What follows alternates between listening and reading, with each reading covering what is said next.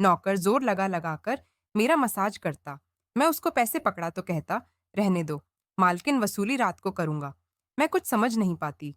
जैसे जैसे वह मसाज करता, मुझ पर खुमारी बढ़ती ही जाती और मैं सुकून से गहरी नींद सो जाती। लेकिन एक रात मुझे नींद नहीं आई। मेरे होश उड़ गए।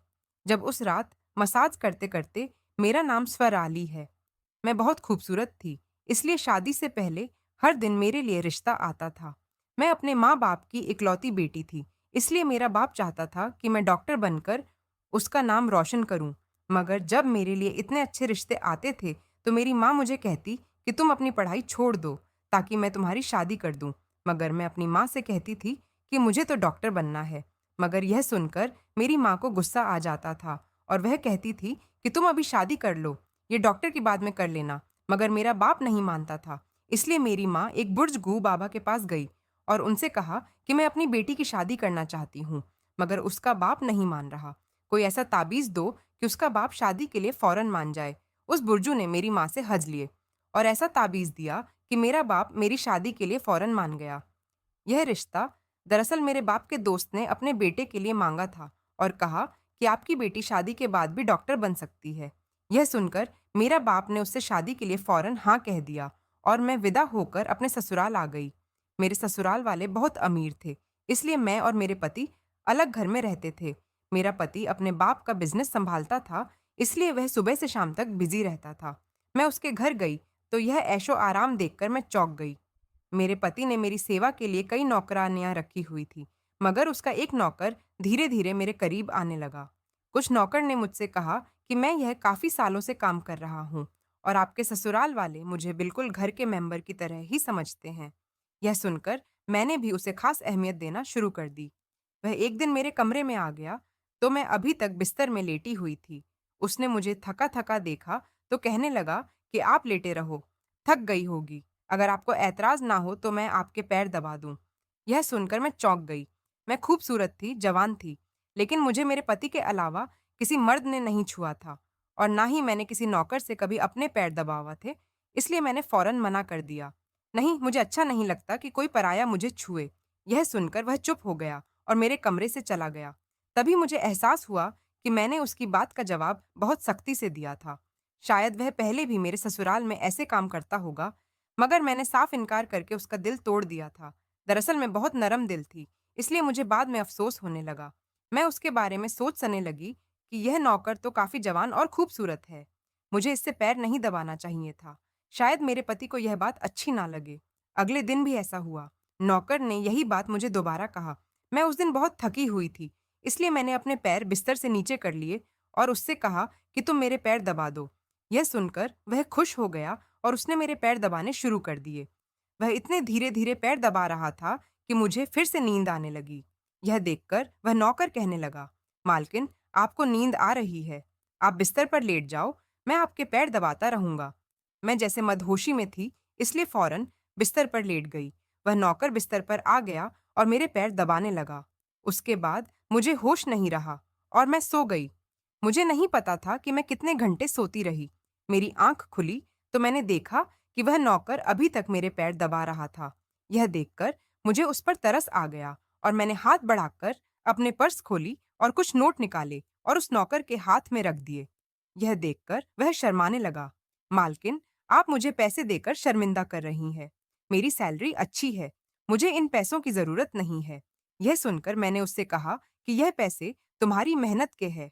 यह सुनकर उस नौकर ने मुझसे वह पैसे लिए और मेरे कमरे से निकल गया।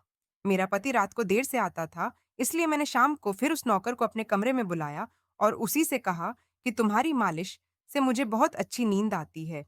इसीलिए जब तक मेरा पति घर नहीं आ जाता, तब तक तुम मेरे कमरे में ही रहना। शायद नौकर को पैसे का लालच आ गया था। इसीलिए वह मेरी बात सुनकर खुश हो गया और कहने लगा, मैं तो आपका मामूली सा नौकर हूँ। जैसा आप कहोगे मैं वैसा करूँगा। आपके पैर दबाता रहूँगा ताकि आपकी थकान उतर जाए और आपको सुकून मिले। यह सुनकर मैंने उसे कहा कि तुम्हारे हाथों में जादू है, इसलिए तो मेरी सारी थकावट उतर जाती है। एक दिन नौकर ने मुझसे कहा कि आपकी सास भी कभी-कभी मुझे मसाज करवा लेती थी। यह सुनकर मैं चौंक गई। मुझे मेरी सास ऐसी नहीं लगती थी, मगर वह नौकर झूठ बोलने वाला नहीं लगता था। मुझे ससुराल आए 1 महीना होने वाला था, इसलिए मैंने नौकरों को परख लिया था। वह मुझे हर बात सच ही कहता था। मेरे घर में नौकरानियां भी काम करती थी, मगर वह झूठी और बेईमान थी। वह मुझसे जो बात सुन लेती थी उसे पूरे मोहल्ले में अर कर देती थी, इसलिए मैं उन्हें अपने कमरे में नहीं आने देती। यह नौकर इस घर का पुराना नौकर था, इसलिए मैं उस पर भरोसा करती थी। नौकर भी मेरे कमरे में आता था, मगर अपनी नजरें झुकाकर रखता था। वह मेरे जिस्म को हाथ लगाता, मगर उसकी नीयत खराब ना थी। ऐसा हर रात होता था। एक दिन मैंने अपने पति से कहा कि जब से हमारी शादी हुई है, हम कहीं घूमने फिरने नहीं गए। यह सुनकर मेरे पति ने कहा कि जब से हमारी शादी हुई है, तुम भी तो हर वक्त नींद में रहती हो। मैं रात को भी घर आता हूँ तो तुम गहरी नींद में होती हो। दिन को मेरे पास वक्त नहीं होता और रात को मेरे घर आने से पहले तुम सो जाती हो। यह सुनकर मैं अपने दिल में सोचने लगी कि यह सब नौकर की मालिश की वजह से हो रहा था। मेरे पति की शिकायत यही थी। मुझे रोज रात को अपने पति के लिए जागना चाहिए था। उस दिन मैंने फैसला किया कि आज रात जब नौकर मुझे मालिश के लिए कहेगा तो मैं इनकार करूंगी, ताकि मुझे नींद ना आए और मैं अपने पति के आने तक जागती रहूं। शाम हुई तो मैंने नहाकर खुद को खूब तैयार किया और दुल्हन बनकर बिस्तर पर बैठ गई। नौकर मेरे कमरे में आया तो उसने मुझे मालिश के लिए पूछा, मगर मैंने साफ इनकार कर दिया। मेरी बात सुनकर वह कुछ उदास हो गया और वापस चला गया। कुछ देर बाद नौकर मेरे कमरे में आया तो उसके हाथ में दूध का गिलास था। मैंने खाना नहीं खाया था, इसलिए फौरन दूध पी ली और अपने पति का आर करने लगी, मगर मुझे नींद आ गई और मैं सो गई। सुबह में जागी तो नौकर फौरन मेरे कमरे में आया और कहने लगा, मालकिन, आपके लिए नाश्ता लेकर आऊं। यह सुनकर मैंने अपने पति के बिस्तर की तरफ देखा। वह खाली था।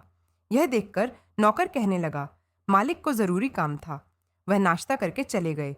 यह सुनकर मेरा मूड खराब हो गया। मैं रात भर उसका इंतजार करती रही, मगर वह सुबह होते ही ऑफिस चला गया। मैंने नौकर से कहा कि मेरे लिए चाय ले आओ। नौकर कमरे से बाहर निकल गया। तभी मैंने अपने जिस्म की तरफ देखा तो चौंक गई। रात को मैंने दुल्हन का कपड़ा पहना हुआ था, मगर अब मेरा जिस्म पर कोई और कपड़े थे। मगर मैंने अभी जेवरात पहने हुए थे। मेरा सर भारी होने लगा। मुझे यह सोचकर चक्कर आने लगा कि रात को मेरे साथ क्या हुआ था और मेरे कमरे में कौन था और उसने मेरे साथ क्या किया था, मगर मुझे कुछ याद ना आया। मेरा दिल घबराने लगा और मैंने अपना सर पकड़ लिया। मेरा पूरा जिस्म दर्द कर रहा था, इसलिए नौकर चाय लेकर आया तो मैंने उससे कहा कि मेरा जिस्म दबा दो। यह सुनकर वह बिस्तर पर आ गया और मुझे दबाने लगा। उस दिन मैं देर तक बिस्तर पर पड़ी रही। उस दिन मेरे पति अचानक घर आ गए। मैंने उसे देखा तो उस पर बरस पड़ी। मैं रात को तुम्हारे लिए दुल्हन बनकर जागती रही, मगर तुम नहीं आए। यह सुनकर मेरे पति कहने लगे, लेकिन मैं रात को कमरे में आया तो तुम गहरी नींद में थी, इसलिए मैंने तुम्हें नहीं जगाया।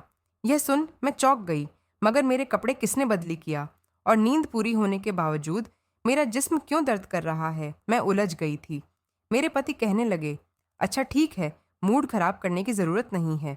मुझे आज रात एक काम के सिलसिले में बाहर जाना है, इसलिए देर हो जाएगी, मगर अभी मेरे पास 3-4 घंटा फ्री है। अगर तुम कहो तो हम अभी कहीं बाहर जा सकते हैं। यह सुनकर मेरा मूड खुद ब खुदा को भूलकर खुश हो गई। शादी के बाद यह पहला मौका था कि मैं अपने पति के साथ कहीं बाहर जा रही थी। मैं जल्दी जल्दी तैयार होने लगी, जबकि मेरा पति गाड़ी में बैठकर मेरा इंतजार करने लगा। उस वक्त नौकर मेरे कमरे में आ गया और मुझसे पूछा, मालकिन आप कहीं जा रही हैं क्या? यह सुनकर मैंने उससे कहा कि हाँ, मगर तुम क्यों पूछ रहे हो? यह सुनकर नौकर कहने लगा, मैं आपका नौकर हूँ, मगर आपको यही सलाह दूंगा कि आप बाहर नहीं जाओ, क्योंकि आपका जिस्म थक जाएगा। यह सुनकर मुझे गुस्सा आ गया और मैंने उससे कहा कि तुम मेरे नौकर हो, मेरे पति बनने की कोशिश मत करो। यह कहकर मैं बाहर चली गई। ना जाने मुझे किस बात पर गुस्सा आ गया था। मैंने उस नौकर को खूब खरी खरी सुना दी।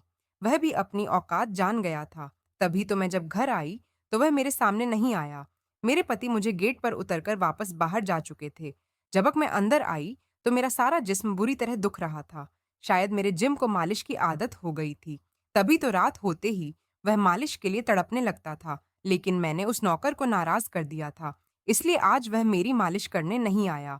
मगर मुझे उसकी जरूरत थी, इसलिए मैंने एक नौकरानी को बुलाया और उस नौकर को बुलाने को कहा। थोड़ी देर गुजरी थी कि वह नौकर मेरे कमरे में आ गया, मेरे बिस्तर पर बैठ गया और चुपचाप मेरे पैरों को दबाने लगा। यह देखकर मुझे शर्मिंदगी हुई। मैंने उसे इतना बुरा भला कहा, मगर उसने मेरी बात को बिल्कुल बुरा नहीं माना। मैंने उसे चुप देखा तो कहने लगी, मुझे उस वक्त पता नहीं क्या हो गया था, इसलिए मैंने तुम्हें खरी खरी सुनाई। मैं इतने दिनों के बाद अपने पति के साथ कहीं बाहर जा रही थी, इसलिए मुझे तुम्हारा टोकना नहीं अच्छा नहीं लगा। इसलिए मुझे माफ़ कर दो। मैं उसकी मालकिन थी और उसे इस काम के पैसे देती थी, मगर अब भी मुझ में इंसानियत ज़िंदा थी। इसलिए मैंने मालिक होकर भी नौकर से माफ़ी माँग ली, क्योंकि वह भले ही नौकर था, मगर वह एक इंसान भी तो था। मेरी बात सुनकर वह नौकर कहने लगा, "मैं आपका नौकर हूँ। इस काम के लिए मैं आपसे सैलरी लेता हूँ, इसलिए आपको हक है। आप जो चाहे मुझे कह दें।" यह सुनकर मैं चुप हो गई, मगर मैं सोच लिया कि आइंदा इससे ऐसा कुछ नहीं कहूँगी। वह उस रात देर तक मेरी मालिश करता रहा और फिर मुझे नींद आ गई। मुझे नहीं पता था कि नौकर मेरे कमरे से कब निकला और कब मेरे पति घर पर आया। मैं सुबह उठी तो मेरा पति बाथरूम में था और बाहर जाने के लिए तैयार हो रहा था। मैं उसे हैरानी से देखने लगी। पता नहीं आजकल मुझे क्या हो जा रहा था। नौकर की मालिश से मुझे इतनी गहरी नींद आती कि मुझे किसी बात का होश न रहता था। मुझे इस बात का भी पता नहीं चलता था कि मेरा पति कब कमरे में आता था। मैं सोचने लगी कि इस नौकर की मालिश में ऐसा क्या जादू था कि वह मेरे पति के आने से पहले ही मेरी मालिश करता, तो मैं अचानक गहरी नींद में सो जाती थी। सुबह जब मैं उठती तो मेरा सर भारी महसूस होता और मैं चलने-फिरने के काबिल नहीं रहती, मगर यह बात मैंने अपने पति को नहीं बताई, क्योंकि मैं नहीं चाहती थी कि यह बात मेरे पति को पता चले कि मैं उस नौकर से मसाज करवाती थी। एक दिन मेरा पति दिन के वक्त घर पर ही रहा। मैंने नौकर से घर के सारे काम करवाए, अपने कमरे में नहीं आने दिया। नौकर भी घर के सारे काम करता रहा और मसाज वाली बात किसी के सामने अपने मुंह से नहीं निकाली। मैं भी चाहती थी कि यह बात किसी को पता ना चले। इस दौरान जब मेरा पति घर से बाहर जाता था, मैं उस नौकर को कमरे में बुला लेती थी, मगर एक दिन मेरा पति अचानक ही घर आ गया और मैं कमरे में थी। यह सुनकर मैं बहुत घबरा गई और सोचा कि पति के आने से पहले नौकर को भगा दूं, मगर यह नौकर भी बड़ा समझदार था। मेरे पति के आने से पहले दूसरे काम पर लग गया और मेरे पति को कुछ पता नहीं चला। मैं मसाज घर की नौकरानियों से भी करवा सकती थी, मगर उस नौकर के हाथ में क्या जादू था कि मैं उसे हर रोज अपने कमरे में बुला लेती थी। मुझे पता नहीं क्या हो जा रहा था। जिस रात मैं नौकर से मसाज नहीं करवाती थी, उस रात मेरे पूरे जिस्म में दर्द हो जाता था। सुबह मैं जागती तो मेरा सर भारी हो जाता था और मुझे थकान भी हो जाती थी। एक रात मैंने नौकर से मालिश करवाई और गहरी नींद सो गई। सुबह मेरी आंख खुली तो फिर से मेरे कपड़े चेंज हो चुके थे। यह क्या माजरा था? ऐसा कौन करता था? क्या मेरे पति मेरे साथ ऐसा कर रहा था? मैं सोच में पड़ गई। मैंने शीशे के सामने जाकर देखा तो चौंक गई। मेरे पूरे जिस्म पर लाल निशान पड़ गए थे। यह कैसा निशान था? मैं अपने जिस्म पर हाथ फेरने लगी। मैं जैसे उस निशान को मिटाना चाहती थी, मगर ऐसा ना हुआ। अगले दिन फिर मैंने अपने जिस्म को देखा कि निशान खत्म होने के बजाय फैलने लगा था। मैं घबरा गई। तभी मेरे कमरे में नौकर आ गया और उसने मुझे मालिश को कहा। मैं उस निशान को छुपाना चाहती थी, इसलिए उसे कहा कि आज तुम सिर्फ मेरे पैर दबा दो। उसने मुंह से कुछ नहीं पूछा, मगर मैं अंदर ही अंदर डर रही थी। किसी दिन मेरे पति ने यह निशान देख लिए तो मैं उसे क्या जवाब दूंगी। मैं यह सोच-सोच कर थक चुकी थी, इसलिए मैंने तकिया पर पैर रख दिया। नौकर मेरा मसाज करने लगा। मेरी आंखें नींद से बंद होने लगी थीं। तभी मुझे नौकर ने ऐसी बात कह दी, जिसे सुनकर मेरे होश उड़ गए। उसने मुझसे कहा, "मालकिन, आप मुझे बहुत अच्छी लगती हो।" मेरी आंखें बहुत बोझल होने लगी थीं। मुझे उसकी बात समझ नहीं आई और फिर मैं गहरी नींद सो गई। सुबह मेरी आंख खुली, तो मेरा पति भी बिस्तर में लेटा हुआ था। मेरा सर भारी हो रहा था और जिस्म दर्द से छूट रहा था, मगर उसके बावजूद मैं अपने पति के करीब गई और उसे धीरे से उस निशान के बारे में बता दिया। मैंने सोचा कि यह निशान बढ़ रहे थे, इसलिए मुझे यह बात अपने पति को बता देनी चाहिए। यह सुनकर मेरे पति ने मेरे जिस्म से कपड़ा हटाया, तो वह उछल पड़ा। वह मुझसे दूर हो गया और कहने लगा, "तुमने मुझे धोखा दिया है, बेवफाई की है और तुम्हें उसी की सज़ा मिली है। यह कोई बीमारी नहीं है, बल्कि तुम्हारा गुनाह है। मुझ में क्या कमी थी जो तुमने दूसरा मर्द तलाश कर लिया? मैं काम में बिज़ी था, मर तो नहीं गया था कि तुमने एक और चक्कर चला लिया।" यह सुनकर मैं हक्का-बक्का रह गई। मैंने उससे कहा कि यह आप कैसी बातें कर रहे हैं? मैं बेकसूर हूँ। मगर मेरा पति हँसने लगा और कहा कि यह निशान बता रहे हैं कि तुम गुनहगार हो, इसलिए मेरे घर से निकल जाओ। मैं तुम्हें तलाक के पेपर भेज दूँगा। उसने मुझे धक्के मार-मार कर निकाल दिया। मैं रोते हुए अपने माँ-बाप के घर आ गई और उन्हें अपनी बेगुनाही का यकीन दिलाया। वह मेरे अपने थे, इसलिए उन्होंने यकीन कर लिया।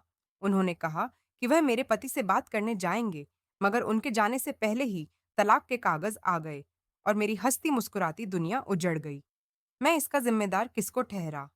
तो कोई भी तो नहीं था। मैं कई दिनों तक रोती रही और मैं बिस्तर पकड़ लिया। मुझे ऐसा लगने लगा था जैसे मैं मरने वाली थी। एक दिन मेरी माँ मेरे कमरे में आई और कहने लगी कि तुमसे कोई मिलने आया है। मैं भाग कर गई कि शायद मेरे पति आए हों, उसे मेरी बेगुनाही का एहसास हो गया हो। मगर वहाँ मेरा पति नहीं था, बल्कि वही नौकर था जो उसके घर काम करता था। मैंने उसे आने का कारण पूछा तो वह कहने लगा, मैं आपके उन निशानों के बारे में जानता हूँ। यह सुनकर मैं चौंक गई। और यह निशान क्यों थे, यह सुनकर मैं खड़ी हो गई और उसके शर्ट का बटन एक झटके से खोल दिया। मुझे अब समझ आया कि मेरे पति ने मुझ पर इतने गंदे इल्जाम क्यों लगाए थे। यह देखकर मैं नौकर के सीने पर मुक्के मारने शुरू कर दी। यह मेरे जिस्म पर कैसे आए? तुमने मसाज के बहाने मेरे साथ क्या-क्या किया था? मुझे सच-सच बताओ। यह सुनकर नौकर ने मेरे दोनों हाथ पकड़ लिए और कहने लगा, मेरा नाम विक्रम है और मैं तुम्हारे साथ यूनिवर्सिटी में पढ़ता था, मगर मुझे तुमसे प्यार हो गया। मैं भी डॉक्टर बनना चाहता था और मैंने सोचा था कि जब हम दोनों डॉक्टर बन जाएँगे, तो मैं तुम्हारे बाप से तुम्हारा हाथ माँग लूँगा। मगर एक दिन तुम्हारी सहेली की ज़ुबानी मुझे पता चला कि तुम्हारी माँ तुम्हारी शादी जल्द करना चाहती है। इसलिए मैंने डर कर तुम्हारे घर रिश्ता भेजा, मगर तुम्हारे बाप ने इनकार कर दिया और कहा कि मैं अपनी बेटी की शादी तब करूँगा, जब वह डॉक्टर बन जाएगी। इसलिए मैं इत्मीनान होकर अपनी पढ़ाई करने लगा। मुझे 1 हफ्ते के लिए अपने कज़िन की शादी के लिए शहर से बाहर जाना पड़ा। तभी तुम्हारी शादी हो गई। वह यह सब मुझसे कह रहा था और मैं बेयकीनी से उसे देख रही थी।